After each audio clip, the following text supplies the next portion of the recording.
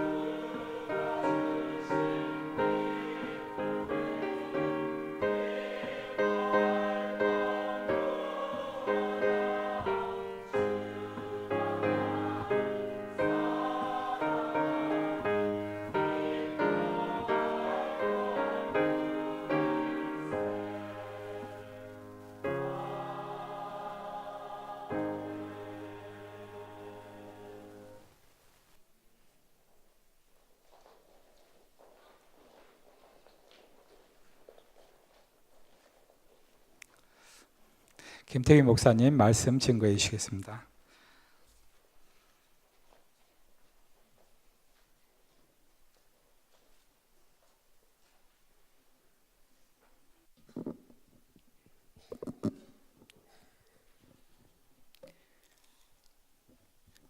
네, 계속해서 선지서를 이제 증가하고 있는데 지난 시간에 이제 호세아, 아모스를 중심으로 말씀을 전했습니다.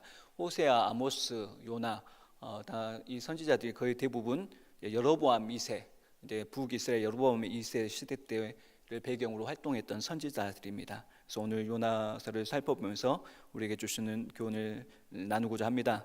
유대인들은 이제 속죄일 회당에서 예배를 드릴 때 의식의 일부로서 항상 요나서를 읽는다고 합니다. 그리고 그때마다 그들은 이제 우리는 요나와 같은 이이다라고 응답을 했다고 합니다. 그래서 이 요나서를 통해서 우리는 인간의 모습을 또 우리의 자아상을 발견할 수가 있는 것이죠. 그리고 우리를 발견함과 동시에 하나님을 발견할 수 있는 은혜가 있는 것입니다. 그래서 우리가 요나서를 통해서 우리가 하나님 주시는 이제 여러 가지 은혜들을 살펴보고자 합니다. 요나서 1장에서는 이제 하나님께서 요나에게 일어나 가서 니느웨 가서 외치라라고 하나님께서 명령을 하십니다. 근데 그 하나님의 명령에 불순종하는 요나의 모습이 오늘 1장에 기록되어 있습니다. 그렇다면 우리가 이 1장을 보면서 우리가 질문해 볼 수 있는 것은 요나가 하나님의 명령 일어나 가서 외치라라는 그 하나님의 명령에 불순종한 이유에 대해서 생각해 봐야 되는데 그 이유에 대해서 오늘 두 가지로 살펴보겠습니다. 먼저 요나가 불순종한 이유, 그 하나님의 명령에 불순종한 이유는 그것이 하나님 명령이 이해할 수 없는 하나님의 명령이었기 때문입니다. 요나서는 여호와의 말씀이 임하는 것으로 시작이 됩니다. 이와 같은 시작은 일반적인 선지서를 시작하는 방법인데 특히 하나님께서는 위기의 때에 선지자들에게 말씀으로 임해서 그들에게 이스라엘 백성들에게 그 하나님 말씀을 전하게 하셨습니다. 그런데 2절 말씀을 보면은 다른 선지자와는 다른 것을 깨닫게 됩니다. 그 말씀이 뭐냐면 2절 말씀에 너는 일어나 저 큰 성읍 니느웨로 가서 그것을 향하여 외치라라고 말씀하고 있습니다. 저 큰 성읍 니느웨로 가서 외치라라고 말씀하고 있는데요. 먼저 히브리 선지자들에게 이스라엘을 떠나 이방 도시, 그러니까 니느웨 이방 도시로 가라는 부름이었기 때문에 다른 선지서들과는 좀 다른 면, 좀 놀라운 점이 있는 것이죠. 이전까지의 선지자들은 하나님의 백성에게만 보냄을 받았습니다. 이스라엘 백성들에게 보냄을 받았습니다. 예레미야, 또 이사야, 또 아모스가 이방 나라들에 대해 몇 가지 예언의 말씀을 전했지만은 그들 중에서 누구도 다른 나라로 직접 가서 설교하도록 보냄을 받지는 않았다는 것이죠. 그런데 요나는 달랐던 것입니다. 요나의 사명 니느웨로 가서 말씀을 전하는 하나님의 예언을 전하라는 것은 전례가 없는 일이었던 것을 우리가 말씀을 통해서 발견할 수가 있는 것입니다. 그런 부분에 있어서 충격적인 것을 우리가 알 수가 있습니다. 또한 이스라엘의 하나님이 아수르 제국의 수도였던 니느웨의 임박한 파멸을 경고하기 원하신다는 것도 충격적인 것이었습니다. 아수르는 고대에서도 매우 잔인하고 폭력적인 제국이었습니다. 그래서 아수르 왕들은 그들의 군사적인 승리를 기록해 둔 결과물들의 글들에 이런 내용들이 있습니다. 시체들이 질비하고 도시들이 완전히 불탄 것을 흡족해 하는 내용들로 기록이 되어 있습니다. 가득 차 있다고 이야기를 하고 있습니다. 예를 들어서 살마네스의 3세는 아수르의 살마네스의 3세는 적들에 대한 고문과 또 사지 절단하는 것들, 또 못 베는 장면들을 커다란 돌기둥에 자세히 조각해 놓은 것으로 유명을 합니다. 아주 실감나게 조각을 해 놓았다고 합니다. 아수르의 역사는 우리가 아는 그 어떤 역사보다도 유혈이 낭자하고 끔찍한 역사를 가지고 있는 것이죠. 아수리인들은 적을 사로잡은 후에 두 다리와 한쪽 팔을 잘라냈다고 합니다.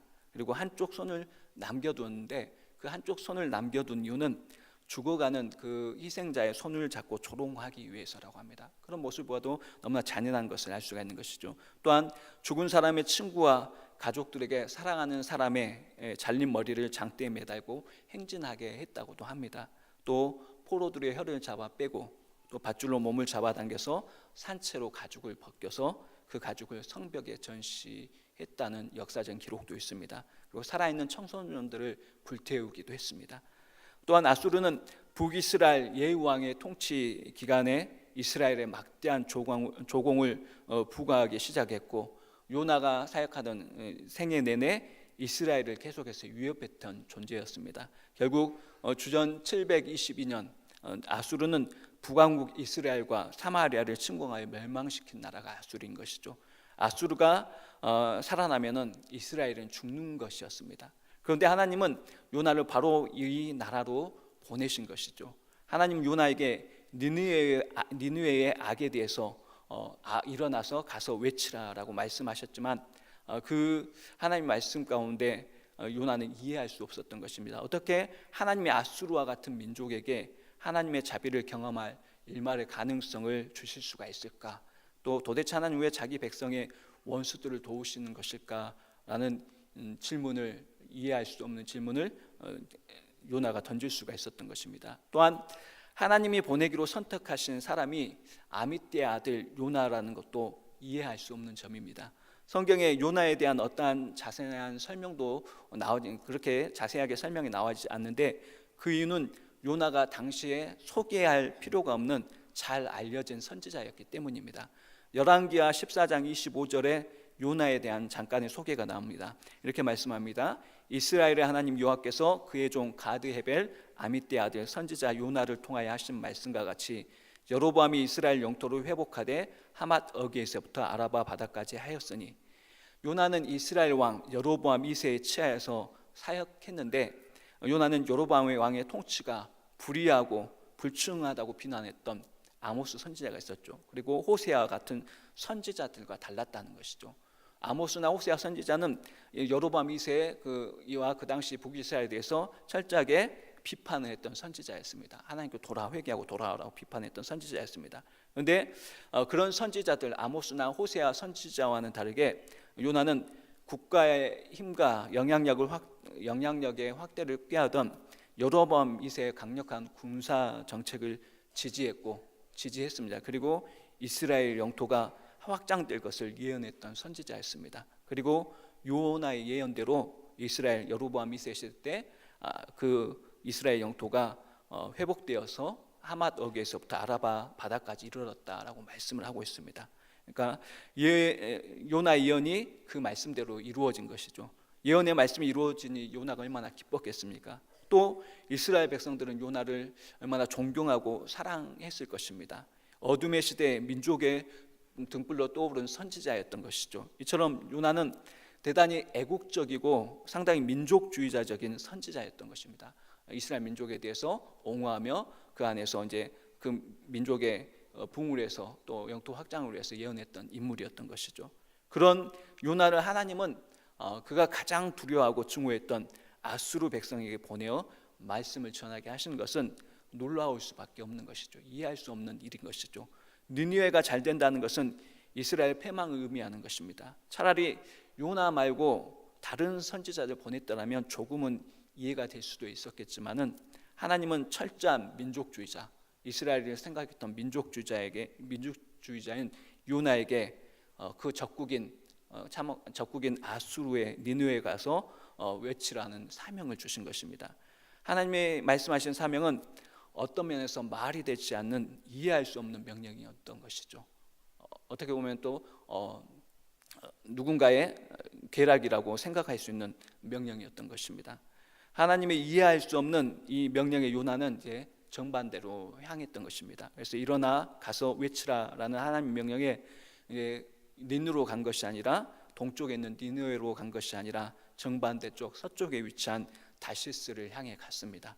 그리고 육로로 가라는 지시를 받았지만은 바다로 갔고, 큰 도시로 보냄을 받았지만은 세상 끝으로 가는 배를 탔던 것이 오늘 요나의 모습입니다. 요나는 자신의 임무를 이해할 수 없었습니다. 그런데 요나에게 그 일을 맡기신 분은 그보다 더 이해할 수 없었던 것이죠. 그렇게 이해할 수 없는 하나님과 그분의 명령에 요나는 불순종한 것입니다. 사랑하는 여러분, 어떻게 이렇게 이해할 수 없는 우리가 명령과 상황에 놓을 때 우리는 어떻게 해야 되겠습니까? 우리가 이해할 수 없는 하나님 명령을 들었을 때나 이해할 수 없는 상황 가운데 놓였을 때 우리는 이제 그런 명령과 상황보다는 그것을 말씀하시고 그 상황을 만드신 하나님을 묵상하고 생각할 필요가 있는 것입니다. 그렇게 말씀하시고 그러한 상황 가운데 놓으신 하나님이 어떤 분이신가를 우리가 생각해야 되는 것이죠. 이해할 수 없는 상황과 명령 가운데 우리가 처했을 때 우리는 하나님을 묵상할 필요가 있는 것입니다. 그분이 누구신가? 라는 것이죠. 그래서 그 하나님 문제 묵상하며 우리와 비교할 수 없는 하나님을 생각해 보아야 되는 것이죠. 성경에 보면은 하나님의 이해할 수 없는 명령에 순종한 선지자들이 있었습니다. 예레미야 16장 1절과 2절에 이렇게 말씀합니다. 여호와의 말씀이 또 내게 임하여 이르시되 너는 이 땅에서 아내를 맞이하지 말며 자녀를 두지 말지니라. 예레미야에게 하나님께서 이해할 수 없는 말씀을 하셨죠. 또 에스겔 24장 16절과 18절에서는 이렇게 말씀합니다. 인자야 내가 내 눈에 기뻐하는 것을 한번 쳐서 빼앗으리니 너는 슬퍼하거나 울거나 눈물을 흘리거나 하지 말며 죽은 자들을 위하여 슬퍼하지 말고 조용히 탄식하며 수건으로 머리를 동이고 발에 신을 신고 입술을 가리지 말고 사람이 초상집에서 먹는 음식물을 먹지 말라 하신지라. 내가 아침에 백성에게 말하더니 저녁에 내 아내가 죽었으므로 아침에 내가 받은 명령대로 행하매 라고 말씀을 하고 있습니다. 또 호세아 1장 2절과 3절에서는 이렇게 말씀합니다. 여호와께서 처음 호세아에게 말씀하실 때 여호와께서 호세아에게 이르시되 너는 가서 음란한 여자를 맞이하여 음란한 자식들을 낳으라. 이 나라가 여호와를 떠나 크게 음란함이니라 하시니 이에 그가 가서 디블라임의 딸 고멜을 맞이하였더니 고멜이 임신하여 아들을 낳으매. 또 호세아 3장 1절과 2절에서는 이렇게 말씀합니다. 여호와께서 내게 이르시되 이스라엘 자손이 다른 신을 섬기고 건포도 과자를 즐길지라도 여호와가 그들을 사랑하나니 너는 또 가서 타인의 사랑을 받아 음녀가 된 그 여자를 사랑하라 하시기로 내가 은 15개와 보리 한 호멜 반으로 나를 위하여 그를 사고라고 말씀을 하고 있습니다. 예레미야 선지자에게는 이 땅에서 아내를 맞이하지 말며 자녀를 두지 말라라고 명령하셨고 에스겔 선지자에게는 내 눈에 기뻐하는 아내를 빼앗을 것인데 슬퍼하거나 울거나 눈물 흘리거나 하지 말라라고 명령을 하셨습니다. 또 호세아에게는 음란한 여자를 맞이하여 음란한 자식들 낳으라 명령하셨고 또 그 배반한 여자를 위해서 값을 치르고 다시 싸우라라는 명령을 하셨습니다. 인간의 머리로는 도저히 이해할 수도 없고 이해하기도 싫은 명령일 수가 있는 것이죠.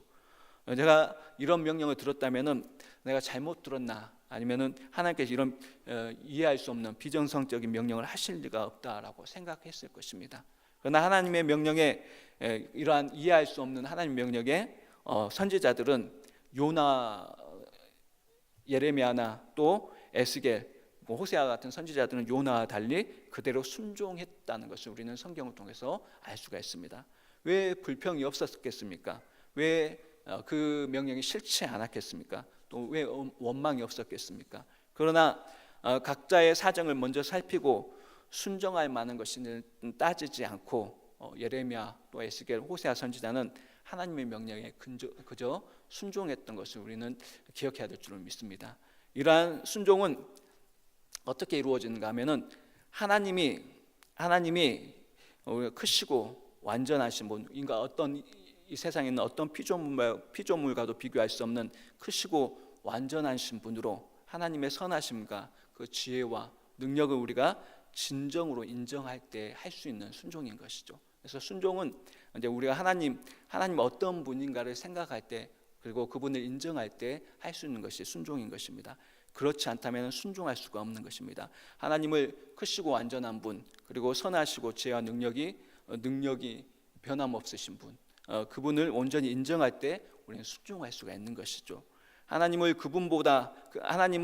인간보다 못하거나 거의 비등한 분으로 생각하면은 사람들은 협상을 하려고 합니다.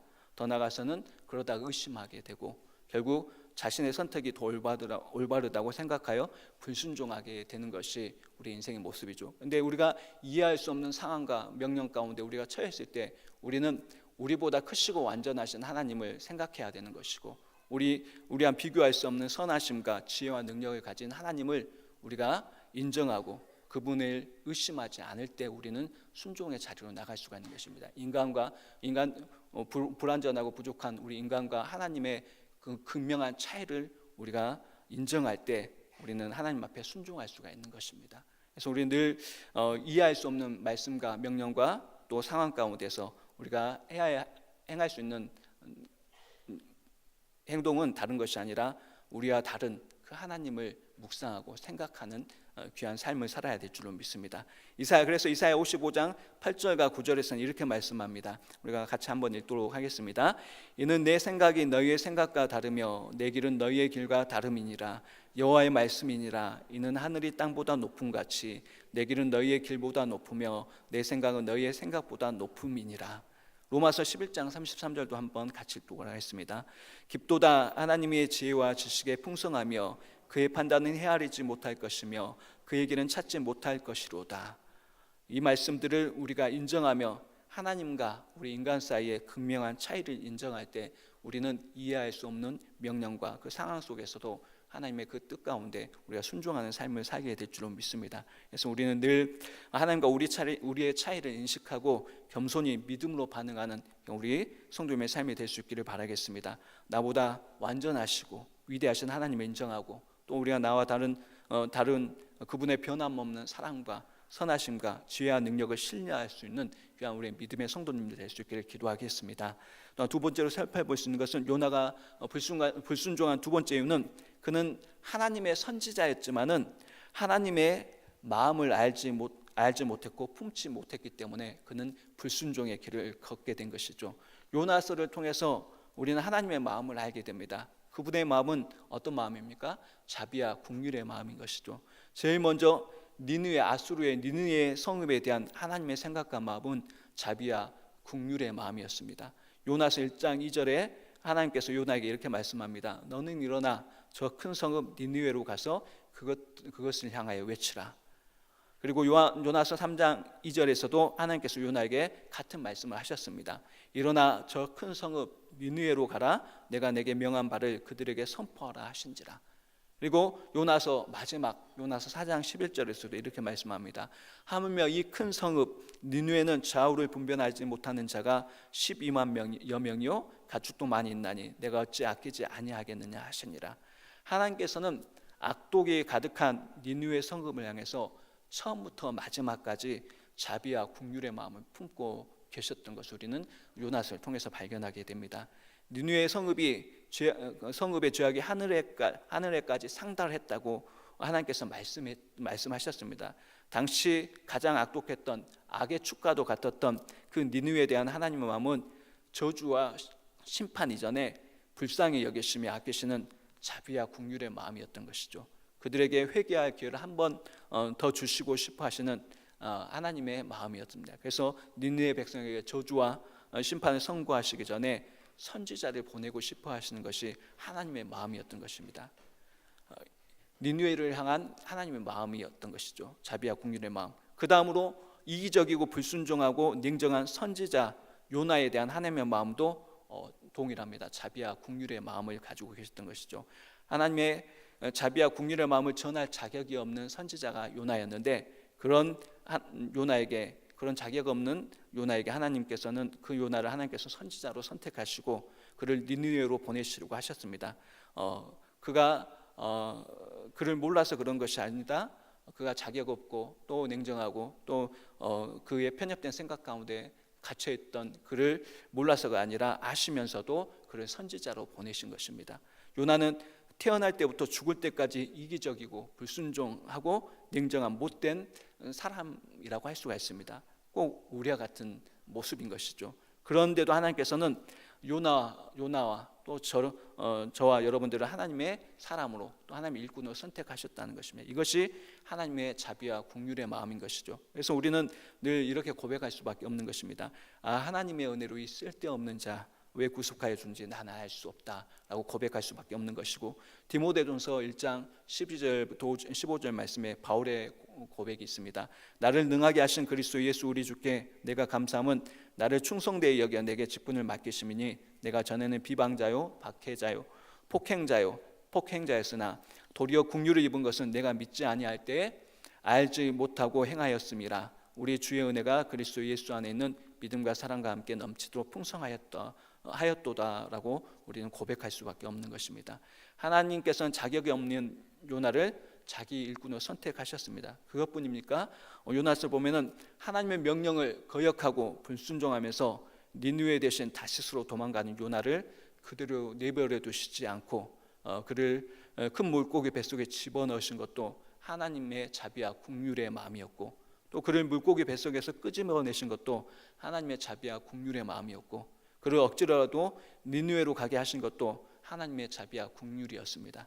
그리고 마지막까지 계속해서 분노하며 원망하며 하나님께 화를 내면서 대드는 요나에게 호소의 말씀을 하신 것은 하나님의 자비와 긍휼의 마음 때문인 것이죠. 그래서 요나서 4장 10절과 11절에 여호와께서 이르시되 내가 수고도 아니하였고 제비도 아니하였고 하룻밤 났다가 하룻밤에 말라버린 이 박너구를 아꼈거든. 하물며 이 큰 성읍 니느웨의 좌우를 분변하지 못한 자가 12만여 명이요 가축도 많이 있나니 내가 어찌 아끼지 아니하겠느냐 하시니라 라고 말씀하고 있습니다. 이런 요나를 향해서도 하나님께서는 자비와 긍휼의 마음을 가지고 계셨습니다. 또 다음으로 하나님께서는 요나를 다시스로 태우고 가던 이방인 뱃사람들에게도 자비와 긍휼의 마음을 가지고 계셨던 것입니다. 바다에 폭풍이 일어났을 때 뱃사람들이 각각 자기의 신들을 불렀다라고 요나서 1장 5절에서 말씀합니다. 사공들이 두려워하여 각각 자기의 신을 부르고, 각각 자기의 신들을 부르는 이방인들을 괘씸하게 여기시면서 하나님께 그들을 모두 바다에 수장시킬 수도 있었을 것입니다. 그런데 하나님께서는 그들의 생명을 바다의 폭풍으로부터 보호하시고 살리셨습니다. 그리고 그들로 하여금 여호와 하나님께 부르짖고 그들로 하여금 하나님께 돌아와 하나님께 예배 드릴 수, 제사 드릴 수 있도록 하셨던 것을 우리가 오늘 1장에서도 발견하게 됩니다. 요나서 1장 14절과 16절에 이렇게 말씀하시죠. 우리가 여호와께 부르짖어 이르되 여호와여 구하고 구하니 이 사람의 생명 때문에 우리를 멸망시키지 마옵소서, 무죄한 피를 우리에게 돌리지 마옵소서. 주 여호와께서는 주의 뜻대로 행하심이니라 하고 요나를 들어 바다에 던짐에 바다가 뛰노는 것이 곧 그친지라. 그 사람들이 여호와를 크게 두려워하여 여호와께 제물을 드리고 서원하였더라. 이방인 뱃사람들을 향해서 폭풍을 통해서 하나님을 알게 하시고 하나님 예배하는 자로 바꾸신 것이죠. 이것이 하나님의 무한하신 자비와 긍휼의 마음인 것이죠.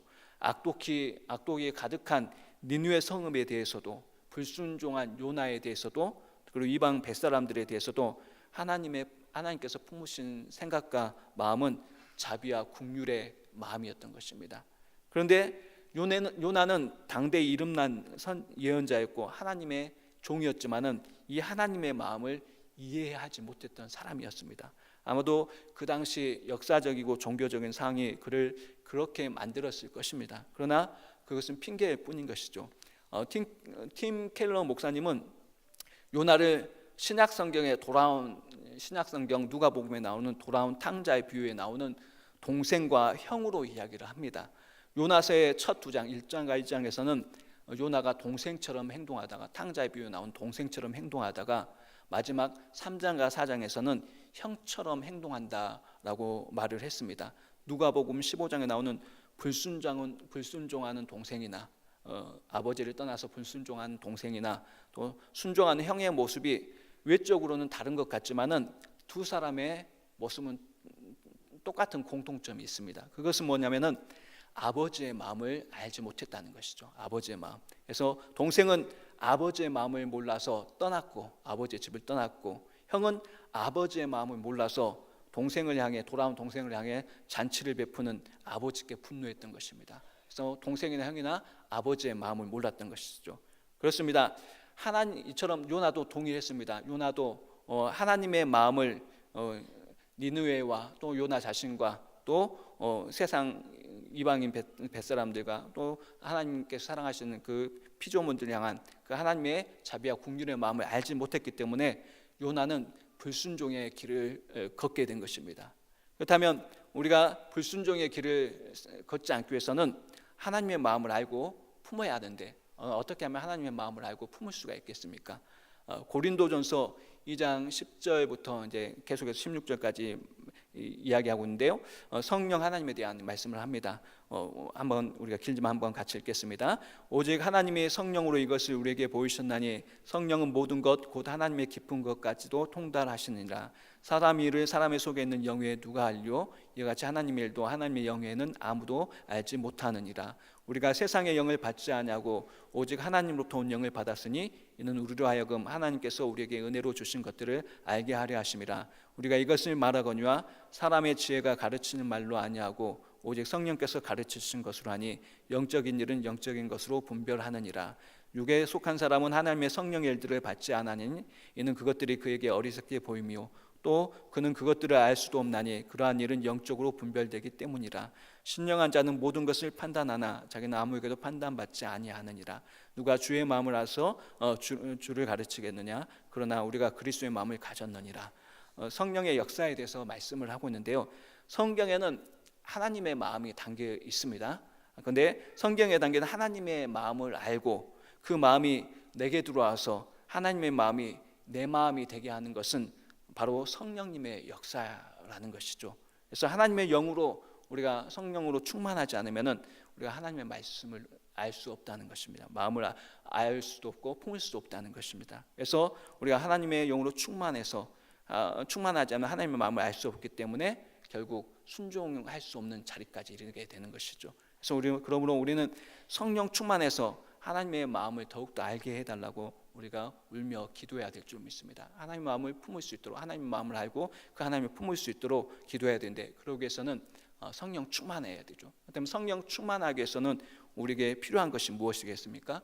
성령 충만하기 위해서는 우리가 하나님과의 말씀과 기도 안에 하나님과의 지속적인 관계 속에서 우리를 훈련하지 않으면은 우리는 성령 충만할 수가 없는 것입니다. 말씀과 기도 가운데 지속적인 관계를 가져야 되는 것이죠. 그리고 관계 속에서 우리는 성령의 충만함을 얻게 되는 것이고 그리고 그 안에서 우리는 하나님의 마음을 알고 하나님의 마음을 품게 될 줄로 믿습니다. 그러나 우리가 그렇지 않으면은 하나님과의 지속적인 말씀과 기도로 하나님과 관계를 훈련하지 않으면은 성령 충만함을 받지 않으면 우리는 다시 이기적인 본성과 죄악에 붙잡히게 되고 우리 가운데 조금이라도 그 품었던 하나님의 마음을 잃어버리고 순식간에 우리 요나와 같이 편협하고 또 그 자비와 하나님의 긍휼의 마음을 알지 못하는 인생이 되어버린다는 것을 우리가 늘 기억해야 될 줄로 믿습니다. 그래서 우리가 하나님의 이해할 수 없는 요나에게 명령하신 일어나 가서 외치라라는 이해할 수 없는 명령 가운데 명령에 순종할 수 있는 사람은